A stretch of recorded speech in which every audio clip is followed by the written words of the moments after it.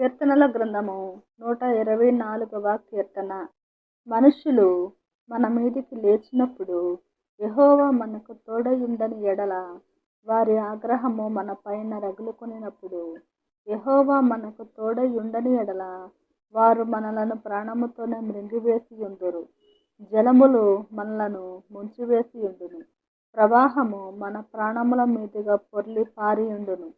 ప్రవాహములై ఘోషించు జలములు మన ప్రాణముల మీదుగా పొర్లి పారియుండును అని ఇశ్రాయేలీయులు అందురుగాక. వారి పండ్లకు మనలను వేటగా అప్పగింపని యెహోవా స్తుతి నొందును గాక.